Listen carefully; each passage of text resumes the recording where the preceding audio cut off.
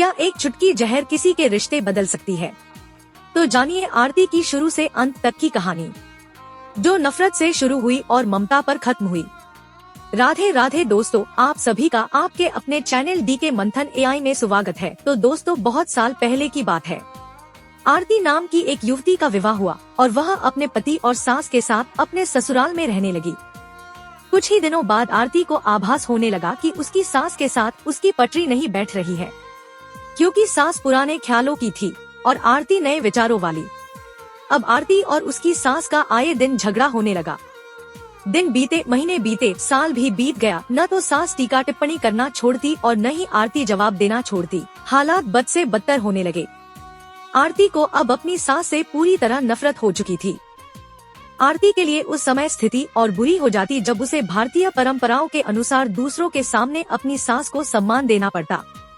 अब वह किसी भी तरह सास से छुटकारा पाने की सोचने लगी। एक दिन जब आरती का अपनी सास से झगड़ा हुआ और पति भी अपनी मां का पक्ष लेने लगा तो वह नाराज होकर मायके चली आई। आरती के पिता आयुर्वेद के डॉक्टर थे। उसने रो रो कर अपनी व्यथा पिता को सुनाई और बोली, आप मुझे कोई ऐसी जहरीली दवा दे दीजिए जो मैं जाकर उस बुढ़िया को पिला दूं, नहीं तो मैं अब ससुराल नहीं जाऊंगी। बेटी का दुख समझते हुए पिता ने आरती के सिर पर प्यार से हाथ फेरते हुए कहा, बेटी, अगर तुम अपनी सास को जहर खिलाकर मार दोगी तो तुम्हें पुलिस पकड़ ले जाएगी और साथ ही मुझे भी, क्योंकि वह जहर मैं तुम्हें दूंगा, इसलिए ऐसा करना ठीक नहीं होगा। लेकिन आरती जिद पर अड़ गई, आपको मुझे जहर देना ही होगा, अब मैं किसी भी कीमत पर उसका मुँह देखना नहीं चाहती। कुछ सोचकर पिता बोले, ठीक है, जैसी तुम्हारी मर्जी, लेकिन मैं तुम्हें जेल जाते हुए भी नहीं देख सकता, इसलिए जैसे मैं कहूँ वैसे तुम्हें करना होगा। मंजूर हो तो बोलो, क्या करना होगा? आरती ने पूछा। पिता ने एक पुड़िया में जहर का पाउडर बांधकर आरती के हाथ में देते हुए कहा, तुम्हें इस पुड़िया में से सिर्फ एक चुटकी जहर रोज अपनी सास के भोजन में मिलाना है। कम मात्रा होने से वह एकदम से नहीं मरेगी, बल्कि धीरे धीरे आंतरिक रूप से कमजोर होकर 5 से 6 महीनों में मर जाएगी। लोग समझेंगे कि वह स्वाभाविक मौत मर गई। पिता ने आगे कहा, लेकिन तुम्हें बेहद सावधान रहना होगा ताकि तुम्हारे पति को बिल्कुल भी शक न होने पाए, वरना हम दोनों को जेल जाना पड़ेगा। इसके लिए तुम आज के बाद अपनी सास से बिल्कुल भी झगड़ा नहीं करोगी, बल्कि उसकी सेवा करोगी। यदि वह तुम पर कोई टीका टिप्पणी करती है तो भी तुम चुपचाप सुन लोगी, बिल्कुल भी उसकी बातों का प्रत्युत्तर नहीं दोगी। बोलो कर पाओगी ये सब? आरती ने सोचा, 6 महीनों की ही तो बात है, फिर तो छुटकारा मिल ही जाएगा। उसने पिता की बात मान ली और जहर की पुड़िया लेकर ससुराल चली आई। ससुराल आते ही अगले ही दिन से आरती ने सास के भोजन में एक चुटकी जहर रोजाना मिलाना शुरू कर दिया। साथ ही उसके प्रति अपना बर्ताव भी बदल लिया।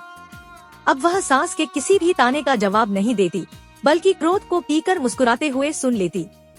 रोज उसके पैर दबाती और उसकी हर बात का ख्याल रखती। सास से पूछ कर उसकी पसंद का खाना बनाती, उसकी हर आज्ञा का पालन करती।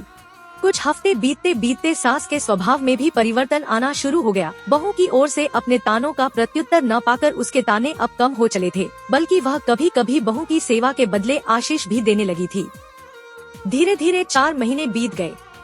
आरती नियमित रूप से सास को रोज एक चुटकी जहर देती आ रही थी, किंतु उस घर का माहौल अब एकदम से बदल चुका था। सास बहू का झगड़ा तो अब पुरानी बात हो चुकी थी। पहले जो सास आरती को गालियां देते नहीं थकती थी, अब वही आस पड़ोस वालों के आगे आरती की तारीफों के पुल बांधने लगी थी।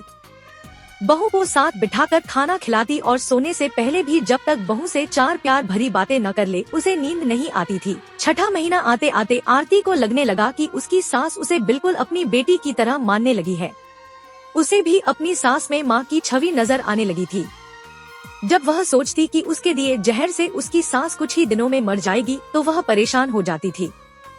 इसी सोच विचार में एक दिन वह अपने पिता के घर दोबारा जा पहुंची और बोली, पिताजी, मुझे उस जहर के असर को खत्म करने की दवा दीजिए, क्योंकि अब मैं अपनी सास को मारना नहीं चाहती।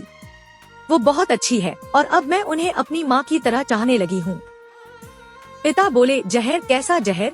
मैंने तो तुम्हें जहर के नाम पर हाजमे का चूर्ण दिया था। और वो जोर जोर से हंस पड़े। अब आरती सब कुछ समझ चुकी थी और वह अगले ही दिन अपने ससुराल चली गई और सासुमाँ के शरणों में गिरकर सारी बात कह सुनाई और माफी मांग ली। सासुमाँ ने भी उसे माफ कर दिया और गले लगा दिया और अब सारा परिवार मिलजुल कर खुशी खुशी रहने लगा। तो दोस्तों यह कहानी हमें सिखाती है कि सेवा और प्रेम ही सबसे बड़ी शक्ति और जादू है। तो दोस्तों बेटियों को सही रास्ता दिखाए, माँ बाप का पूर्ण फर्ज अदा करे, क्योंकि ज्यादातर बेटियों के घर अपनों की वजह से ही टूटते हैं। क्योंकि रिश्ते तोड़ना आसान है पर जोड़ने का काम संस्कारों से ही होता है। तो दोस्तों कहानी अच्छी लगी हो तो वीडियो को लाइक करें, चैनल को सब्सक्राइब करें ताकि और भी ऐसी ही धार्मिक और पारिवारिक कहानियाँ आपको मिलती रहे। और कहानी कैसी लगी कमेंट बॉक्स में जरूर बताएं। राधे राधे।